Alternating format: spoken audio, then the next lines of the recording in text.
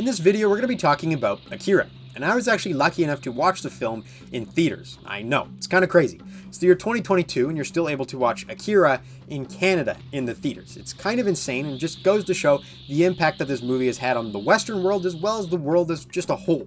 But we'll get into that a bit later. The first thing I have to talk about, or well, really admit, is that I showed up to the theaters 5 minutes late. I know, my one opportunity, and I kind of blew it, but in a weird way, at least in my mind, it helped me kind of transition into the world of Akira.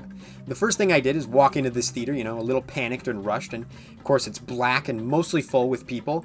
And the first thing that hit me was just this booming music, which is so unique to the film, is the first thing that I want to talk about. It's so unique. It doesn't matter what was happening in the film, whether, it was riding through Neo-Tokyo on bikes or maybe hallucinatory teddy bears that were attacking people. Somehow they were able to compose this unique music that fit each scene just perfectly. And part of what makes it so unique, as I researched, was it was a combination of traditional Japanese instruments as well as new kind of synth wave kind of music, and they combine it, and that's what you hear when you watch Akira, and it's absolutely fantastic. The next thing I'll talk about that really helped by being in the theater was the breathtaking visuals, which is the entire reason I went and actually watched Akira. I think I was kind of looking through YouTube and saw clips of it from music videos as well as just clips on its own and thought, man, that's some beautiful animation. And after doing a bit of research, I found a theater, and the rest is history. But it really did live up to the hype. I mean, I seriously believe at any point throughout the film you can pause and take a screenshot and put that as your wallpaper, or even put it up on a wall as a painting. It's just that beautiful of a film.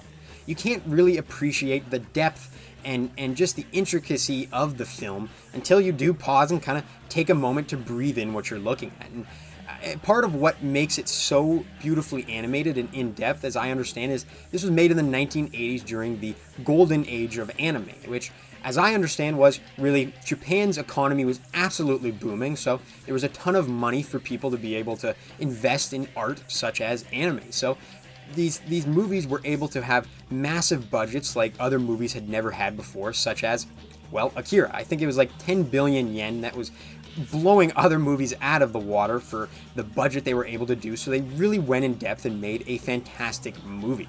And, I don't really know too much about this, but 2 other videos I did watch were really good about talking about this and went in depth, so those will be right up in this corner, I believe, and also in the description, so I would highly recommend watching those. But the next thing I will talk about is just the gruesomeness and goriness of the film, which really took me by surprise. I had no clue it was going to be this gory, and I absolutely loved it. I thought it was fantastic. It was like a breath of fresh air, because all the other animes I'd watched were very, cutesy and kind of kids movies. I mean, even Evangelion doesn't get too gory. I mean, some points it obviously does, but nothing like Akira. I will say it did a good job at kind of easing you in, because I think the first scene that I'd kind of noticed the goriness was someone's arm kind of got ran over by a bike, and I thought, well, okay, well, that's a little gory, but that was not bad.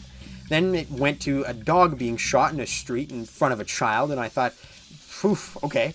And then it went all the way to a father, presumably, being shot in front of his son, and not just being shot, but absolutely gunned down. And I thought, okay, that's the kind of movie I'm watching. And I kind of buckled down and got ready, and it was great. I did really enjoy that part. Also, its effect on Northern American media in general, which the one I'll talk about is Kanye West. I was watching the film, and there's the scene where the one character is in the hospital and leaning against the wall, and just an immediate light bulb in my head. I was like, that's Kanye West. I think it's the scene from the music video of Stronger where there's a lot of visual comparisons, and that's basically what the entire music video is. It's kind of a honorary tribute to Akira, and I thought that's really cool. And I'm sure there's a ton of other different kind of nods to Akira and media that I've watched from North America that I don't even know. So it just goes to show the impact, and it's impressive, honestly. It's just really cool to see all these things after watching the film, like the Kanye moment I had in the theater. I'll never really forget that.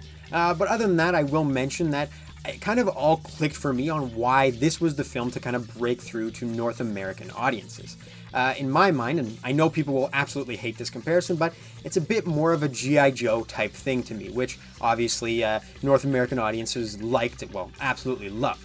It's more of a grounded story as maybe something compared to Totoro, which I believe came out, but just in the same realm. It's a grounded story that is more eye candy and, you know, military and explosions and just beautifully animated. So I can see why this was the anime film to kind of get a lot of American audiences kind of latched on to anime itself. But the last thing I will mention as well is that maybe my one complaint about the film was that the second half felt not quite as intact story-wise as the first half. It kind of lost its bearings in my mind, which, as I understand from one of the videos I linked in the description, it was a 9-part manga, and they took the first half of the first book and the latter half of the 9th book, and that was what they used to adapt the film.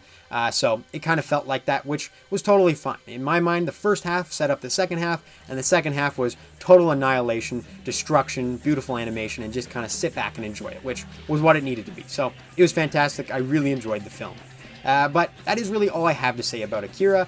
The one thing I did want to say is thank you guys so much for your support on my first video. I really appreciate it and didn't expect it at all. I mean, it was basically a channel with 0 subscribers that had no business making videos about anime, and you guys watched it and enjoyed it and commented, and thank you guys so much for doing that. And expect more videos because I really enjoy making these, and I really enjoy anime, and I'll kind of keep on exploring the entire world that I've never really seen. But that is all I wanted to say, and thank you guys so much for watching. Remember to like and subscribe, and I'll see you guys in the next video.